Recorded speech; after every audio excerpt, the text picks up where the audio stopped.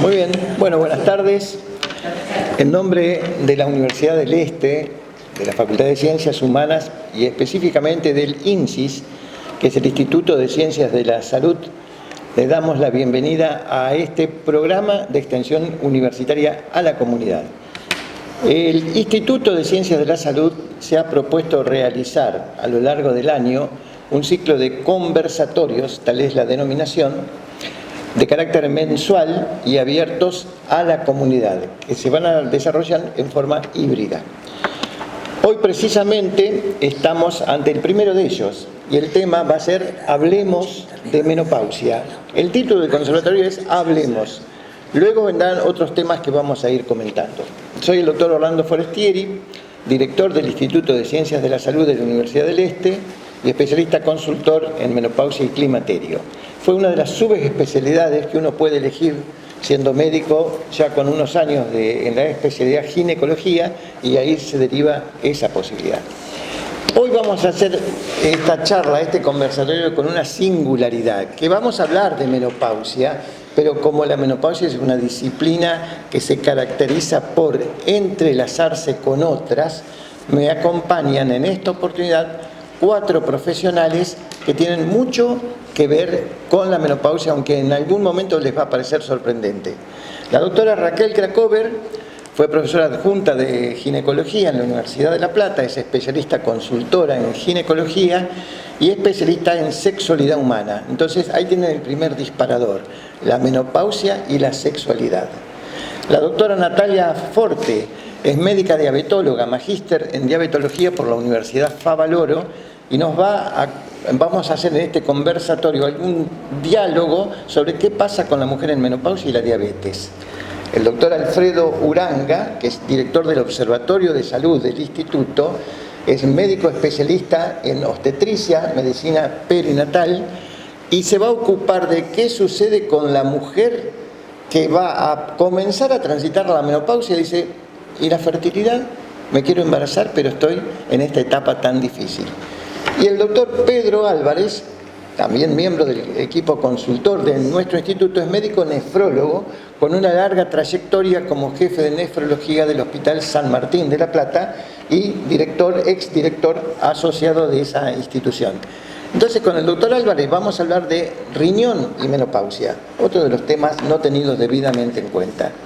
De modo que vamos a comenzar un poquito este conversatorio definiendo ¿qué es la menopausia? Porque fue esa pregunta, porque ustedes dirán, sí, estamos en un conversatorio, ¿y qué es la menopausia? Muy fácil. Es un síntoma, última menstruación, a lo largo de 12 meses ininterrumpidos. Es decir, que es la mujer que llega a la consulta y dice, doctor, lo vengo a ver porque hace un año yo no me estuvo. Bueno, está en menopausia. Pero ¿es solamente la menopausia eso? No. Hay todo un proceso que se inicia a los 40 años hasta los 65 años. Esto es estimativo. Así como existe la adolescencia, la madurez sexual, ese proceso se llama climaterio. Y dentro del climaterio, la menopausia es uno. Y lo que transcurre inmediatamente es la posmenopausia. Y me dicen muchas pacientes, pero antes de la menopausia, yo menstruaba cada 3 meses, cada 4, y digo, estaba en premenopausia. Pero hay algo que es más significativo y muy severo para la calidad de vida de la mujer, que es la mujer por debajo de los 40 años que nos viene a ver porque dejó de menstruar. Entonces, eso sí tiene una severidad donde el ginecólogo va a imprimir todos sus resortes para evitar, no siempre para que vuelva a menstruar, sino para que tenga lo que llamamos una buena calidad. De esta manera, inauguramos este conversatorio de Hablemos de Menopausia y les anticipo que el jueves 14 de noviembre, que es el Día Mundial de la Diabetes, la doctora Forte justamente se va a ocupar de Hablemos de Diabetes. El año próximo se realizarán sucesivamente distintos temas que inclusive esperamos que quienes nos sigan por las redes, inclusive en las presentaciones de lo presencial, puedan aportarnos sugerencias sobre distintos temas que a veces escapan a lo que nosotros pensábamos que era prevalente. Bien, vamos a seguir con la segunda. Acá dice algo importante: la población mundial de mujeres va en aumento. Las mujeres de edad igual o superior a 50 años superaban el 26% de toda la población. Y en las últimas décadas se asiste a un crecimiento de la esperanza de vida. ¿Qué significa esto? Que las mujeres viven cada día más y viven más que nosotros. Si ustedes hacen un análisis elemental, hay más viudas que viudos. Esto está explicando socialmente y demográficamente por qué las mujeres nos superan en la expectativa de vida. Para la Organización Mundial de la Salud, en los próximos años habitarán en el planeta alrededor de 750 millones de mujeres posmenopáusicas, vale decir las que pasaron un año sin menstruar. Y en Latinoamérica aporta alrededor de 37 millones de mujeres. Ahí, ¿continuamos? ¿Se pasó? Sí, necesito la que sigue. ¿Esa es? Aquí está. Vamos a hablar de algunos aspectos de lo que pasa en la Argentina. Fíjense, tenemos 1.031.000 mujeres entre 45 y 54 años en la provincia de Buenos Aires según el INDEC en 2021. El 75% de estas mujeres presentan síntomas que afectan su calidad de vida. Quiere decir que pueden tener calores, sofocos, transpiración, insomnio, trastornos en la piel, trastornos en las relaciones sexuales, problemas cardiovasculares. Hay un sinnúmero de problemas que afectan a las mujeres en esta edad. Pero fíjense algo importante, el 75% de las mujeres llegan a esta etapa sin conocimiento suficiente sobre la realidad que estamos informando. A ver, acá. Sobre su impacto físico y psicológico. Cuando yo era joven, me acuerdo que los ginecólogos le decían a las mujeres, y es por la edad. Mi madre sufría unos sofocones terribles. Yo la acompañaba al médico, yo tenía 14, 15 años, y el médico decía, pero señor, es de edad. Sí, pero es de edad, ¿y qué solución tenemos? Nada, aguántese. Y el aguántese no es una conducta médica. Entonces, ahora, si podemos continuar con la diapositiva. Perdón, doctor, ahí está. Sí. No, pero quedó eso. Ahí está. Ahí se sale. Hay algo importantísimo. Fíjense, en Argentina hoy 5 millones de mujeres están atravesando esta etapa de sus vidas. Y están tabuladas como toda estadística. Tiene sus vicios de error, porque no todas realmente han expresado si tenían o no trastorno en su calidad de vida. La siguiente.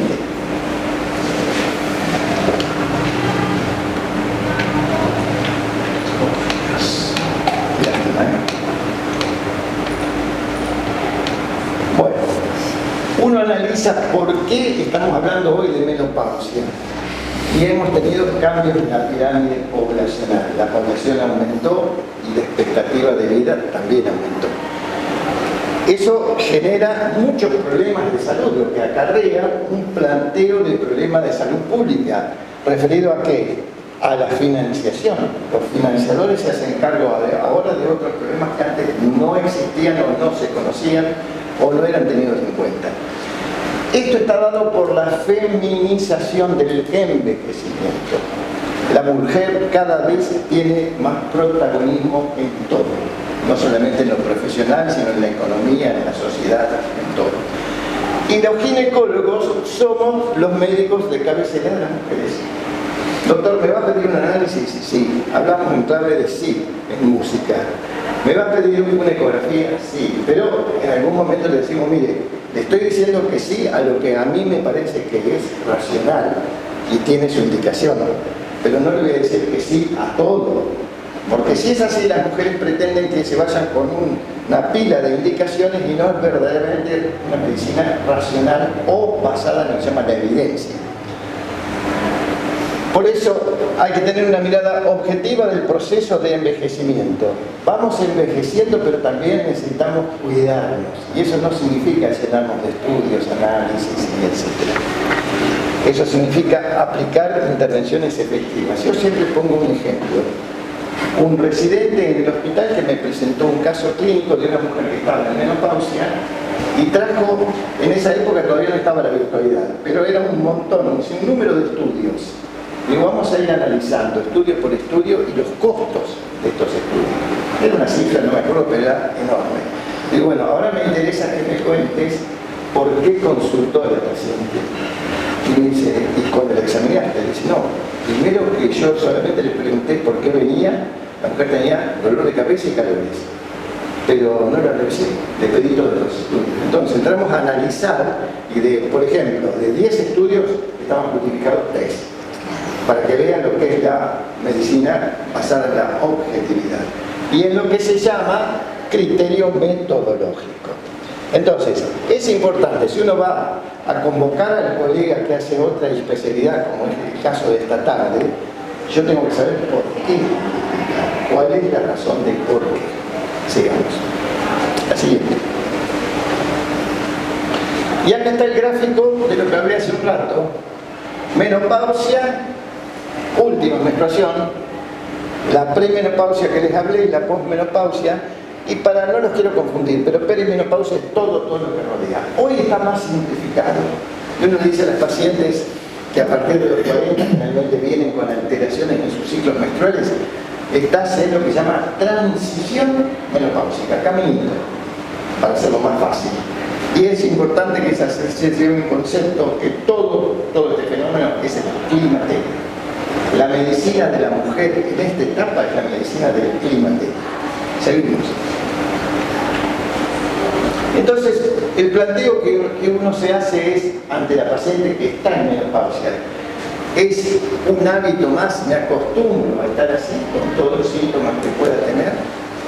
¿Es una preocupación que hace que consulte? Yo diría que sí. ¿Es un enigma? Porque me dijo mi amiga o mi vecina que a ella le pasó lo mismo, que fue al médico y me aconsejó estas píldoras que te las paso. Esa medicina domiciliaria o de pasillos. Una frustración, porque acá tenemos un grupo poblacional de mujeres jóvenes que hubieran querido ser madres, no es que no pudieron serlo, se olvidaron de serlo. Y cuando se acordaron, era tarde. Porque los ovarios tienen un número de óvulos, que se llaman ovocitos, hasta tal edad. Después, chao, se terminaron y no hay lo que se llama una respuesta, una reserva de los ovarios para la fertilidad. Entonces muchas mujeres lo consideran algo así como una frustración. Por eso que trabajamos mucho con el equipo de salud mental. Nos dan mucha interdisciplina. Y a lo último, una esperanza. Y esta es la mujer que dice, doctor, por fin, nunca más me tuve. Entonces vienen con un dejo de satisfacción por no tener más un ciclo menstrual.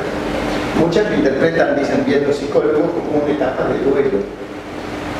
¿Qué acontece en esta etapa? Sobre todo la mujer que conformó un grupo de familia, que los chicos crecieron y los chicos empiezan a irse de su casa.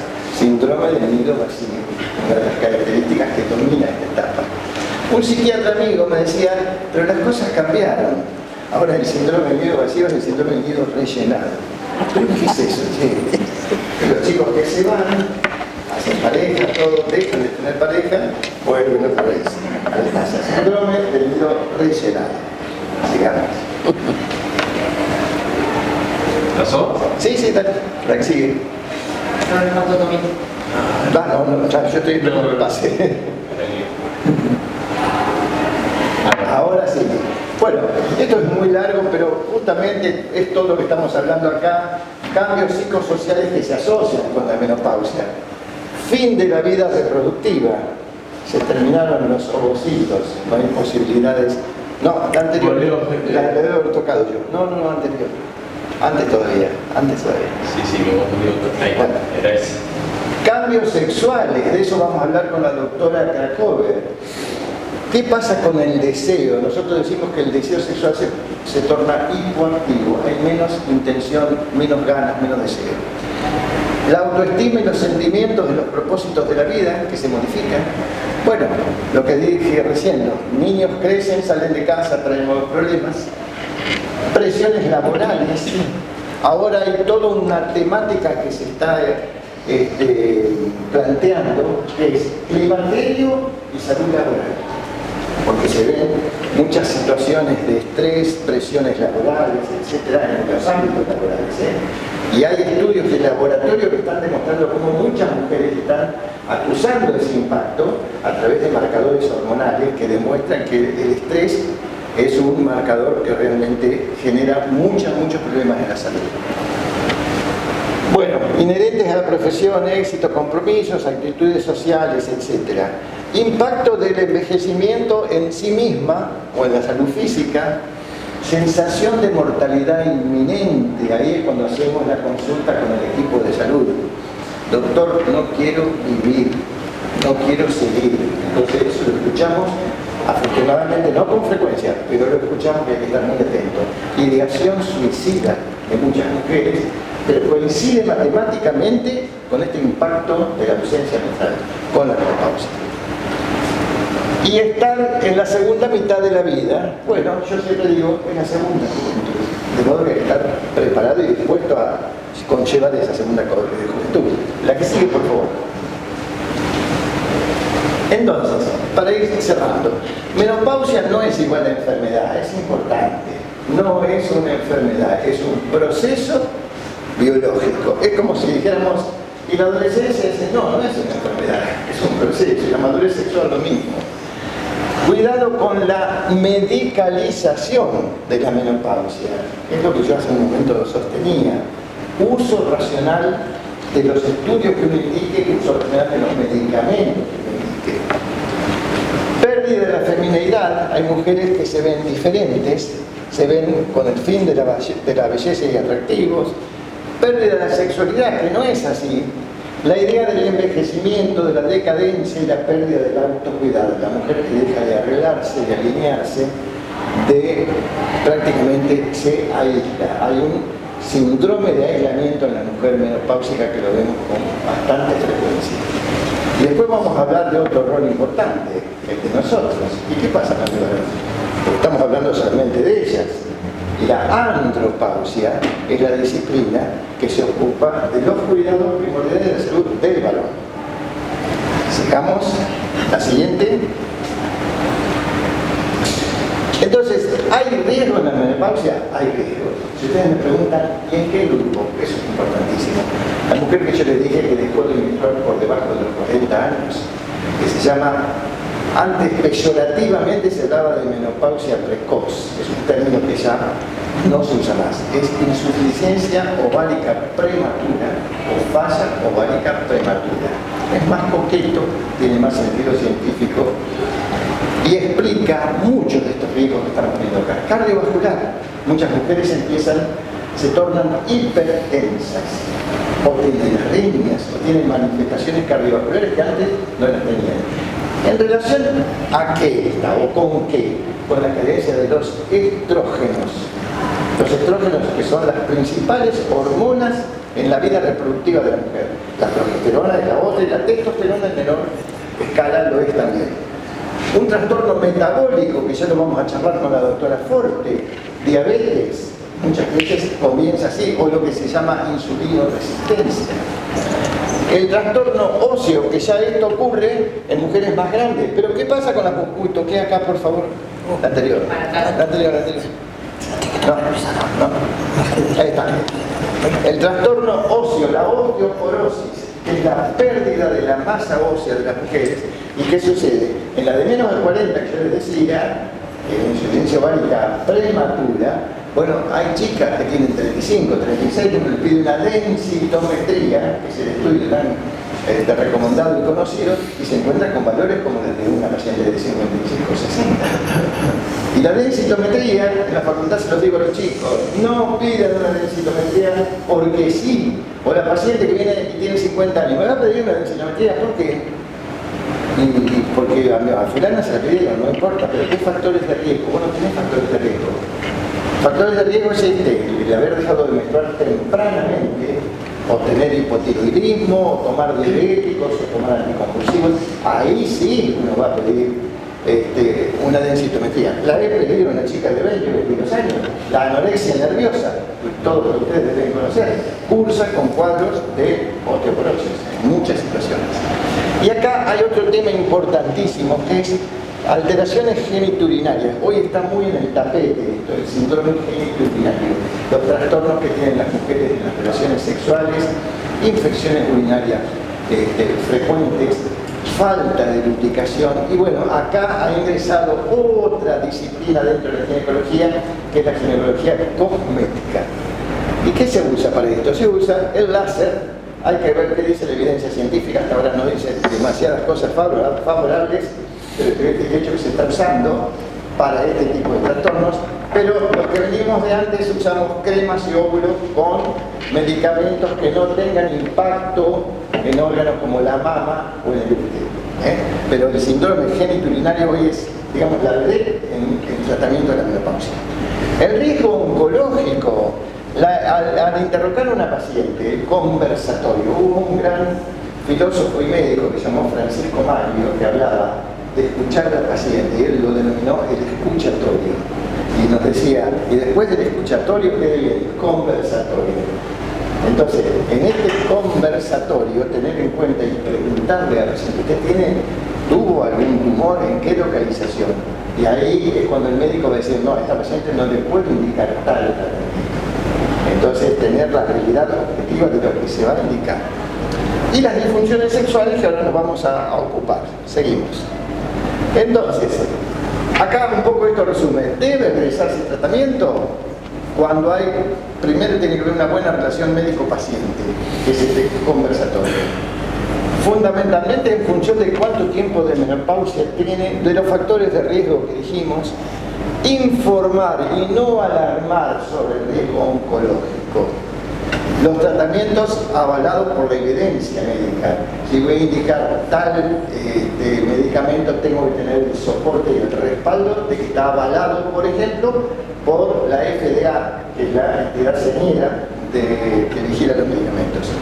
El tiempo de tratamiento. Y doctor, ¿y cuánto tiempo voy a tener que usar gel o comprimidos o este tipo de tratamiento? Y bueno, cada caso merece su tiempo. Por eso decimos individualización terapéutica. Cada caso es una situación problema.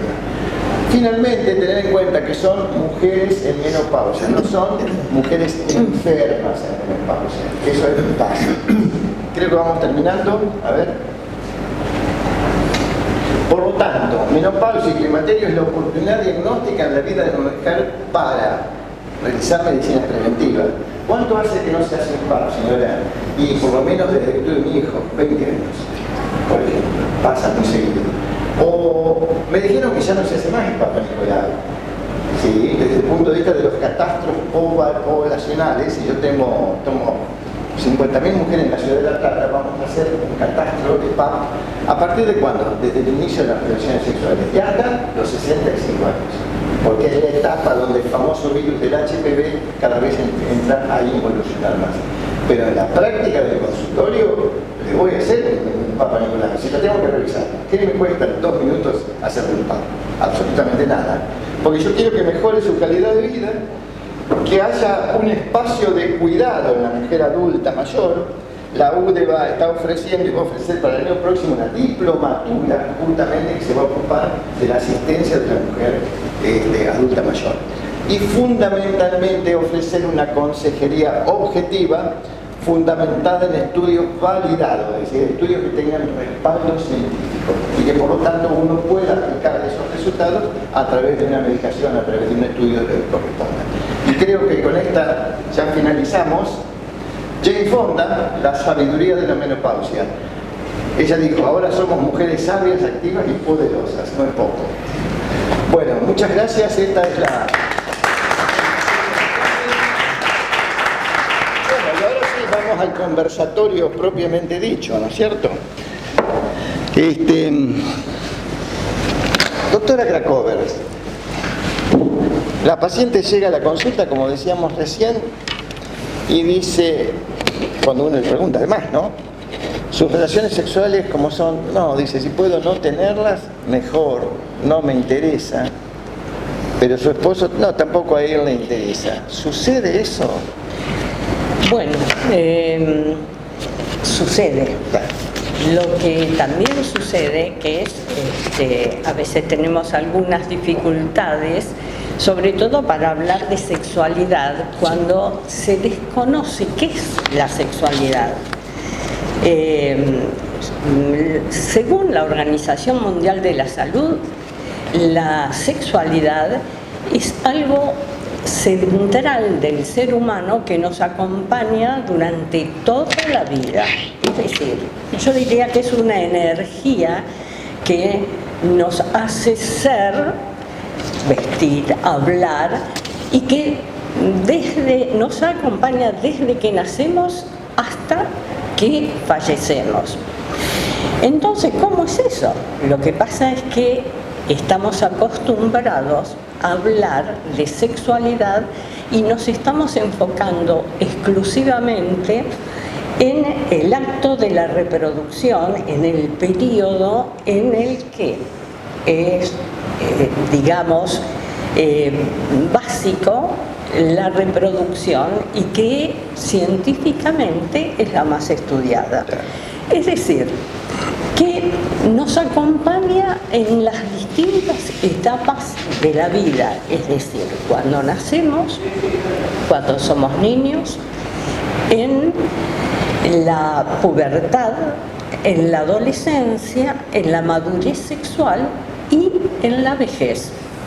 Es decir, bueno, fundamentalmente actúan sobre ellas factores, los factores intrínsecos, diría yo, que son los biológicos, como en este caso, la menopausia, que hay una disminución de las hormonas, de los estrógenos, vamos a ver más adelante, lo psicológico, y factores externos, como es el medio, como es la sociedad, la cultura, la religión, lo político, lo económico, que inciden también en todas estas maneras que se van a expresar de distintas formas según las distintas etapas de la vida.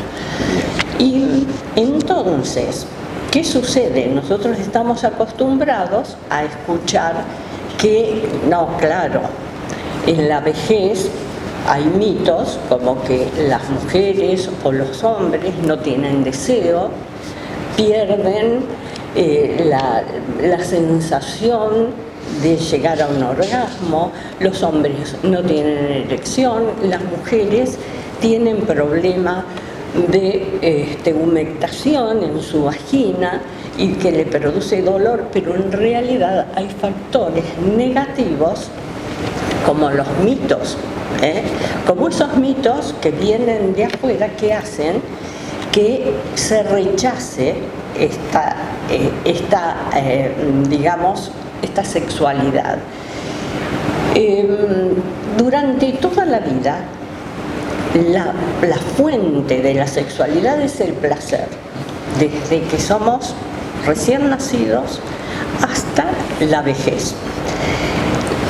El placer dentro de la reproducción, que también da placer, pero fuera de la reproducción nos queda el placer.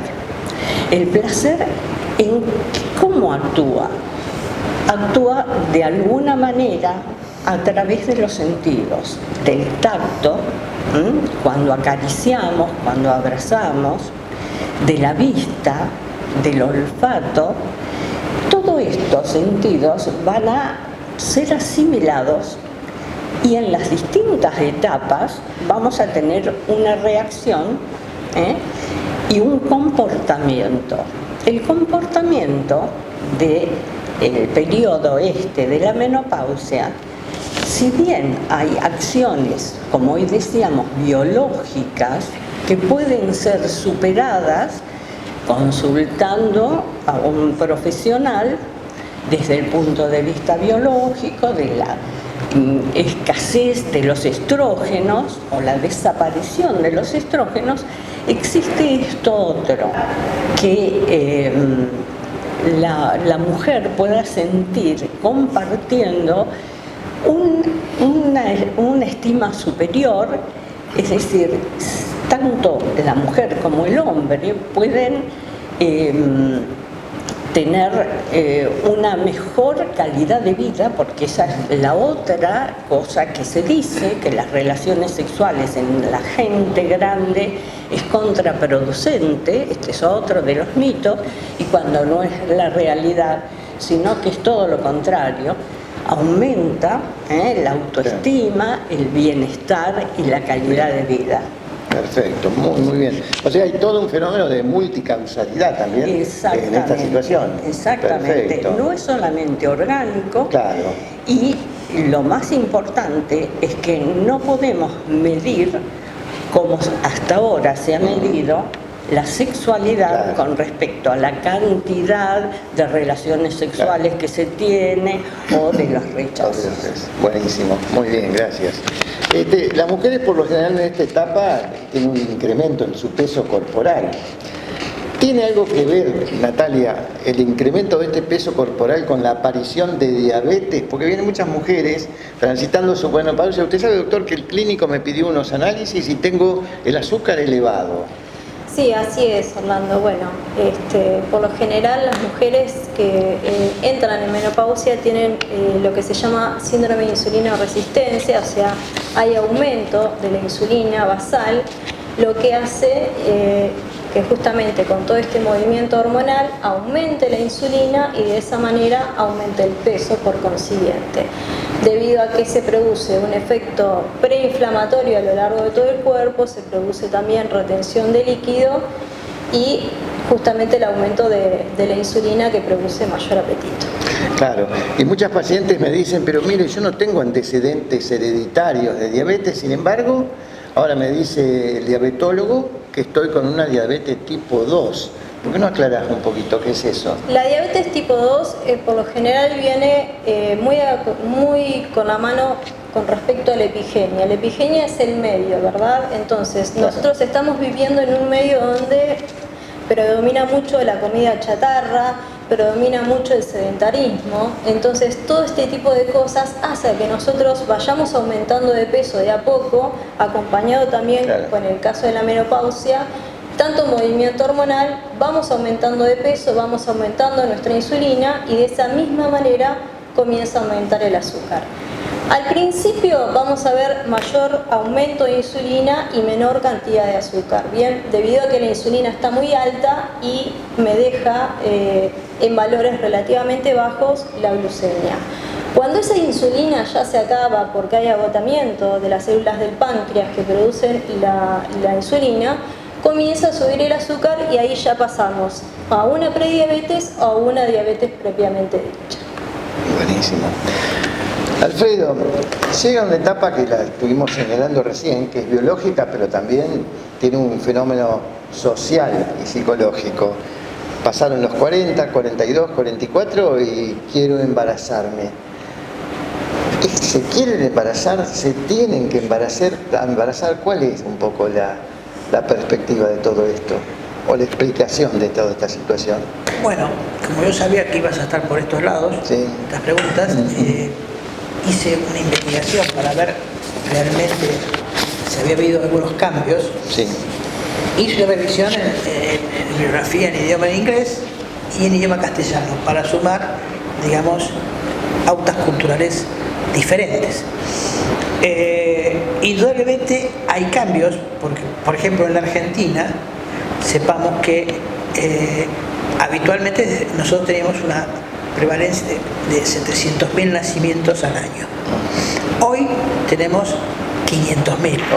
Se han perdido 200.000 nacimientos, o sea, una tercera oportunidad, ¿no? Un 30%. ¿Y a qué se debe esto? Porque cuando yo era residente me divertía en mi puerta de guardia, agarraba el libro de parto, iba sacando la edad y veía las primerizas, o sea, el primer bebé, a qué edad lo tenían. Y veía así, las test estadísticos, la campana de gas, que yo me daba que era media ni modo, era 28 años. En mi hospital italiano de La Plata, clase media. ¿Por qué? Porque la población estaba influenciada mucho por profesionales, maestras, docentes, que primero fue etapa formativa, laboral, y después decidían tener un hijo tardíamente. los pediatras que trabajaban en el hospital Gutiérrez, que trabajaban conmigo, yo le pedía la misma pregunta, le hacía que lo hicieran en el hospital Gutiérrez. Y estando a 20 cuadras de distancia, la media y modo de nacimiento era 21 años, por una alta influencia de la adolescencia y embarazo. Entonces eran dos sociedades distintas.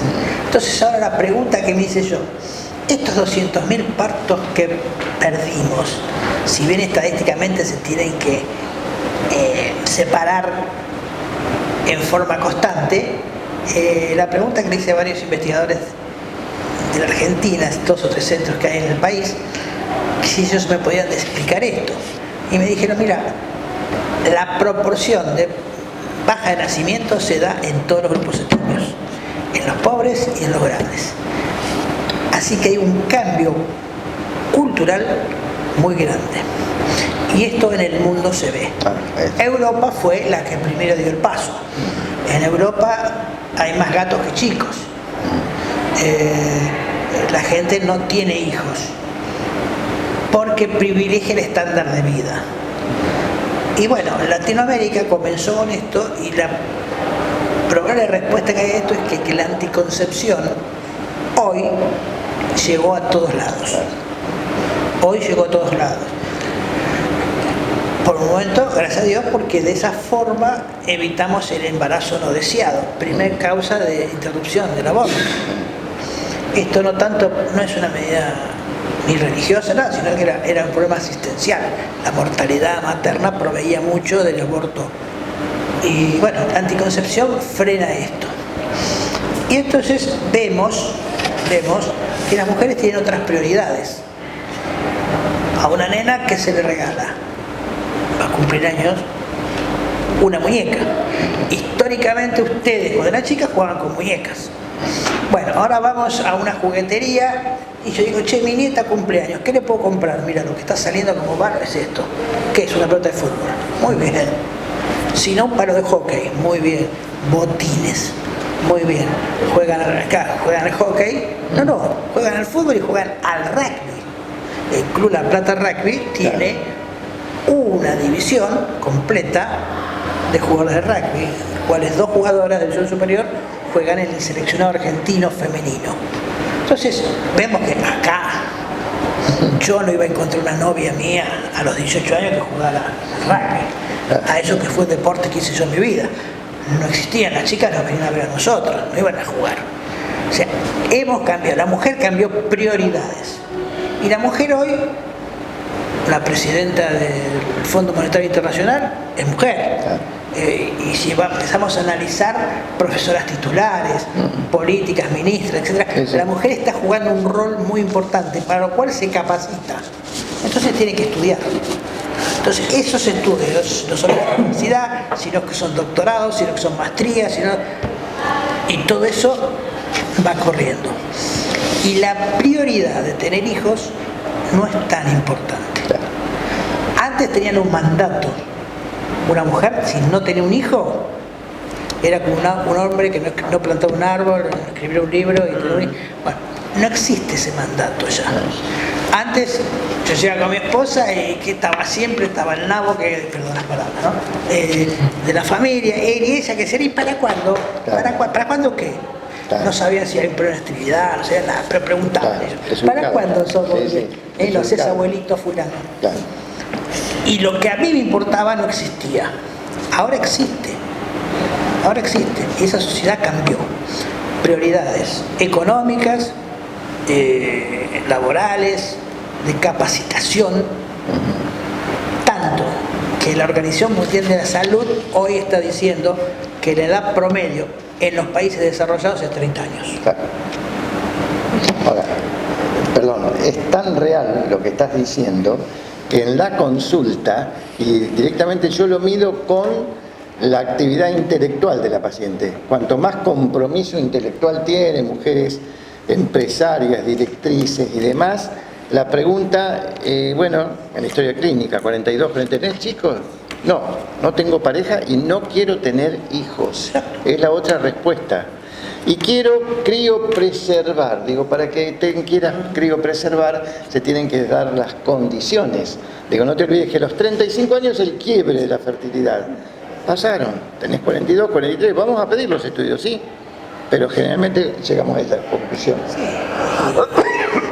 La criopreservación es una técnica muy interesante, pero el problema de las técnicas es que cuando uno desarrolla algo para un grupo determinado, el problema es que después lo queremos ampliar a toda la población.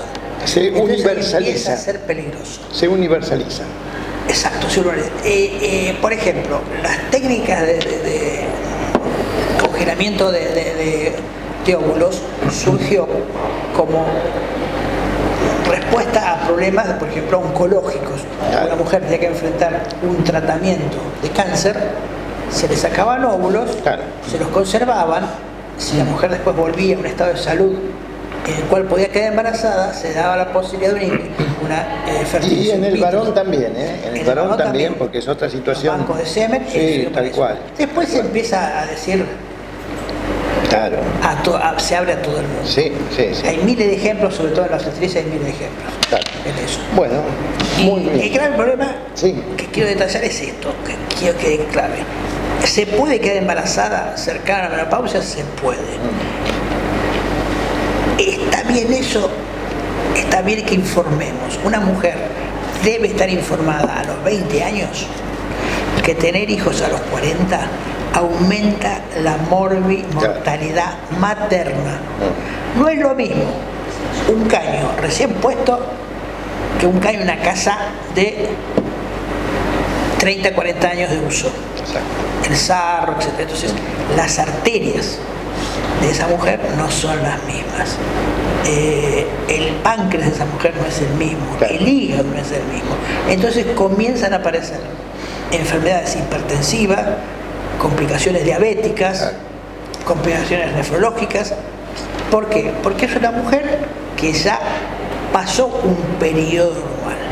Que se puede, pero la edad promedio para tener los chicos sigue siendo entre 21, primer hijo entre 21 y 28 años. Bien, perfecto. Y óvulo viejo, sí, está asociado al síndrome de Down. ¿Hay más defectos congénitos? Sí. Aumenta 2 puntos. Pero cuidado, esto también hay que informarlo. La probabilidad de tener, cuando la mujer se ve claramente que a medida que avanza en edad para quedar embarazada, y sobre todo más de los 45 años, el pico de nacimientos con síndrome de Down toma una velocidad increíble. Pero de todas formas, si estadísticamente ustedes lo miran, le dicen, yo siempre decía en el consultorio, 2 peceras. En esta pecera tengo 1400 borillas blancas y una negra. Y en esta tengo 800 pelotitas blancas y una negra. Es terrible la diferencia que hay. Y estas 800 están 1400. Pero la probabilidad de sacar la pelotita negra en una y en otra, si bien hay una diferencia muy grande, es muy poco probable que saquemos la negra. Entonces, esto también pasa con los años y el defecto congénito. En Europa se vio que el 3%, 3 a 5% es cada 100 embarazos es lógico que aparezca 3,5% de algún tipo de defecto, leve, moderado o grave, defecto congénito. Y que la fertilización asistida aumenta 2 puntos. Pero también es poco probable, porque tenemos un 96% a favor de que no ocurra nada. Entonces, cuando informemos, tenemos que informar, no asustando a la gente, sino comunicándole cuáles son las cosas. Claro, informar y no alarmar. Claro. Doctor Pedro Álvarez, cuando uno le indica a esta paciente en esta etapa, en el climaterio, le indica estudios de rutina, me va a pedir, sí, le voy a pedir porque está indicado, hemograma, pero viene en los resultados, usted sabe, doctor, que tengo una creatinina que está elevada o la urea está elevada, y algo que me llama la atención, que orino menos cantidad. ¿Qué va a pasar con la menopausia y el riñón? Vos tenías algo preparado acá, ¿no? Sí. Exacto. Mi No, paso. Gracias. Es la otra presentación. Disculpen la deformación que uno tiene que mostrar algunas imágenes, algunas cosas.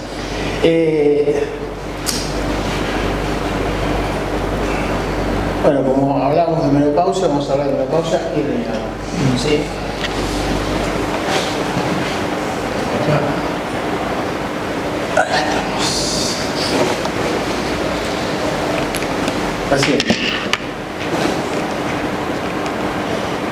Así es. Orlando hace una pregunta que me hace acordar a lo que nos decía el doctor Tropiano, que era el titular de infectología de la Facultad de Ciencias Médicas nuestra. Decía que todos los profesores dicen que su materia es la más importante. No es así. La más importante es la mía. Y acá podemos decir lo mismo, de todos los órganos que estamos dando vueltas, el riñón creo que es, como decía un famoso cómico nuestro, tal vez uno de los órganos más importantes que tenemos. Hay una serie de cambios para considerar una respuesta un poco más compleja, completa a la pregunta de Orlando. Es que tenemos que recordar que hay una serie de cambios fisiológicos y biológicos en la mujer que está llegando a este periodo, o llegó, o está por llegar, o ya lo está cursando hace tiempo. Uno de ellos es que las personas en el mundo tienen mayor expectativa de vida.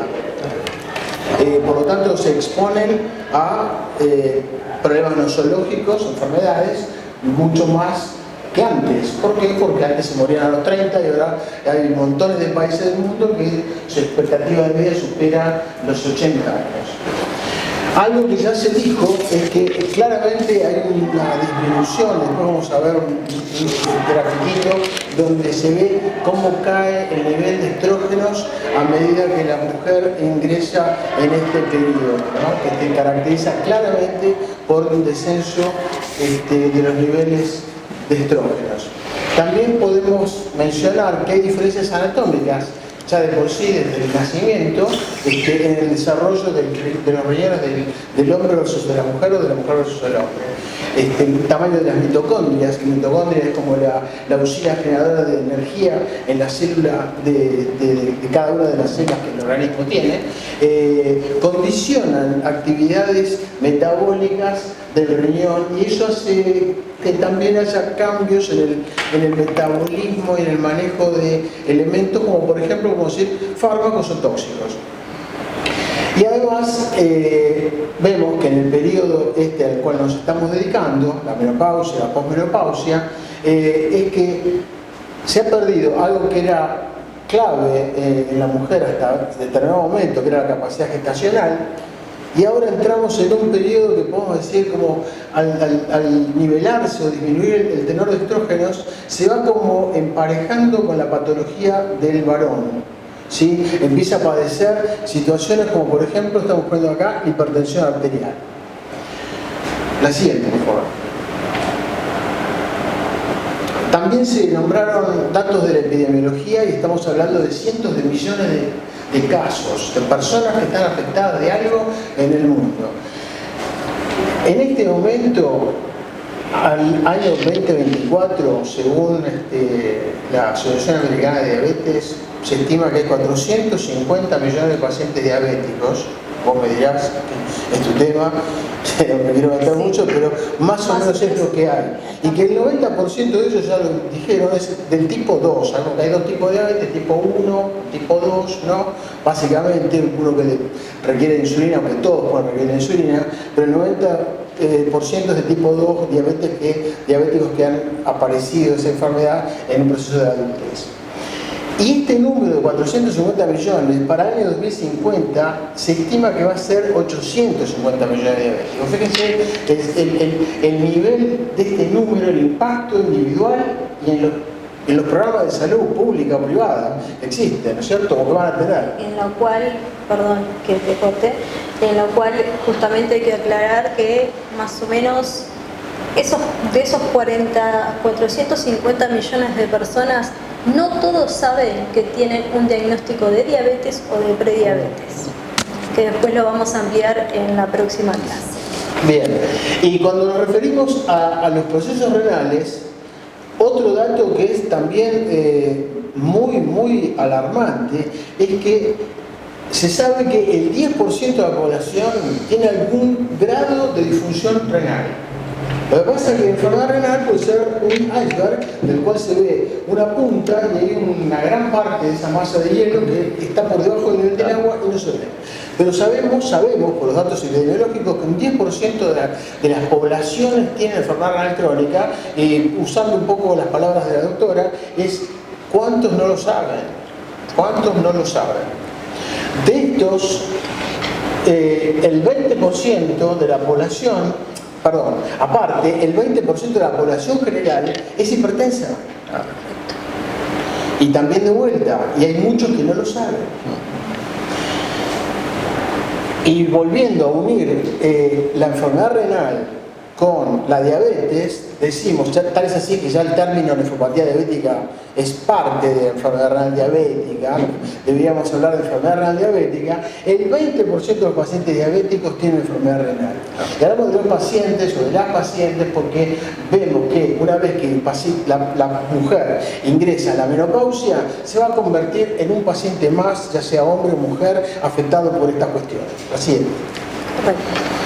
Entonces, la pregunta, ¿la mujer se sabe enferma renal? ¿Sí o no? Si no se supiera afectada por un proceso renal, ¿qué va a hacer? Los controles habituales. O sea, si no tiene afectación renal, no lo sabe pero no los tiene, debe continuar haciendo los controles habituales. Esto es un laboratorio, registrar sus niveles de presión arterial, los screenings ginecológicos, los cardiovasculares, etcétera, etcétera, etcétera.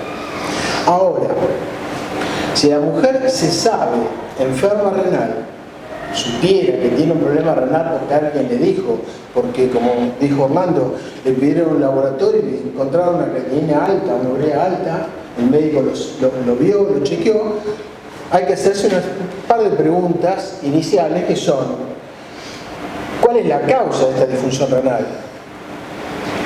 Implementar medidas de diagnóstico y el tratamiento que cada una de ellas tiene. No es lo mismo una glomerulopatía membranosa, para decir un término difícil, que una poliquistosis renal, una enfermedad renal poliquística.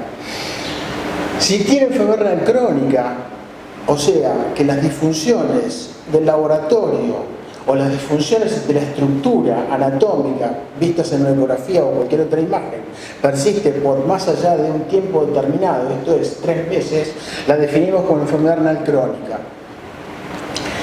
O que pueda tener una enfermedad renal aguda, y ahora vamos a dar un dato interesante, o que sea una diabética o que sea una hipertensa. Siguiente. Todos los elementos... No importa. Todos los elementos conllevan a algo que también se dijo, es que pacientes con este tipo de afecciones incrementan su riesgo de mortalidad por enfermedad cardiovascular. Ahora, sí. Este diapositivo, miren estas 3 imágenes, esta y esta. En esta estamos viendo la curva de descenso del estrógeno a medida que la mujer va aumentando el número en años. Esto se da de la mano del daño vascular. Cuando tenemos pérdida del nivel de estrógeno, si tenemos impacto de diabetes o de hipertensión, tenemos una muy mala reparación de los procesos de daño vascular que ocurren permanentemente, y esto te lleva a la enfermedad renal crónica de manera continuada. Y esto habla de los cambios climatológicos. Olvídense de la diapositiva, piensen en los episodios de incremento de niveles en la temperatura ambiental en ciertos lugares del planeta. Esto va aparejado, y ya lo sabemos nosotros nefrólogos, de episodios de insuficiencia renal aguda, por deshidratación, por no adoptar las medidas preventivas en cuanto a evitar estos procesos. Esto ya lo sabemos, hoy 2024 lo sabemos, está claramente publicado en los organismos internacionales que usa la nefrología. Episodios de falla renal aguda en los momentos donde hay elevaciones críticas, como que ya estamos viendo, de la temperatura. Siguiente. Y por último, y para no aburrirlos más, un listado de recomendaciones muy sencillas que todos conocemos. por lo que hemos hablado, lo que han hablado ellos también, debemos tener controlada la presión arterial. Esto debe ir acompañado de una baja ingesta de sodio. Sabemos que la ingesta de sodio es un gusto adquirido a la comunidad, no es necesario comer con sodio. En 21 días podemos sacarnos el sodio de encima, aunque no lo vamos a hacer. Control de la glucemia, control de los lípidos, control del peso, que también lo han dicho, una dieta equilibrada. Algo que es fundamental, la actividad psíquica, psicofísica, intelectual, que el paciente tenga proyectos, tenga estímulos, tenga ganas de hacer algo. Y por supuesto actividad física moderada, o la que quieran hacerla, o que puedan, o la que un terapeuta físico le pueda indicar. Que su médico cuando le diga, usted tiene urea creatinina altas, o lo piense, qué sé yo, pídale que le estime la función renal. Es facilísimo. Agarran un teléfono, ponen un calculador, ponen 3 variables que son el sexo, la edad y el valor de la creatinina, apretan el botón de calcular y les sale el estimado. Entonces, cuando tenemos un estimado que se mide en mililitros por minuto, que son mililitros por minuto por donde la sangre fluye a través de los riñones, sabemos que por debajo de 60 mililitros por minuto ya estamos con un problema. Debemos enfocarnos. Y por supuesto, ver si la paciente, y esto ya es patrimonio acá de los especialistas, necesita y deba o no recibir terapia hormonal de sustitución ante la falta de los estrógenos. Nada más. Gracias, Pedro.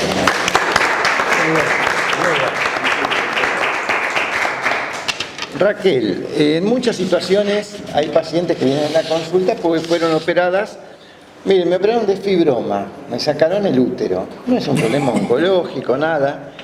Pero a partir de esa cirugía, las relaciones no son como antes porque mi marido considera que yo no estoy en condiciones para tener relaciones sexuales. Lo escucho eso, lo escucho con bastante frecuencia. Sí, sí. ¿Qué pasa ahí? ¿Hay una subestimación de la figura de la mujer? ¿Va por ese lado? Sí, es el concepto justamente de la reproducción. Sí. Es decir, no tengo útero, no sirvo ya. Claro, ahí está. Entonces, no solamente el marido, sino que ella ha recibido esos conceptos negativos, claro, a través de la cultura nuestra, y entonces piensa, porque yo también he tenido pacientes así, claro, que el marido le decía, me dijo a mí, sí, esta está vacía. Claro, me vaciaron Como que en el la imaginario popular, vaciaron, ¿no? como que ya no sirve, claro, no sirve para nada. Y indudablemente este es el factor negativo social, cultural, que incide en la sexualidad, claro, que hoy estábamos hablando. Justamente la diabetes, estaba pensando, conlleva algunas alteraciones con la sexualidad, ¿verdad? Sí, claro que sí. Bueno, justamente como hablaba el doctor Álvarez, la diabetes, vulgarmente nosotros la llamamos la enfermedad silenciosa. A medida que esta diabetes va creciendo, que uno subestima justamente los valores un poco elevados de glucosa, esta diabetes va actuando y va alterando a nivel de los vasos de la retina, a nivel de los vasos renales y también a nivel de la periferia, o sea, a nivel de los nervios.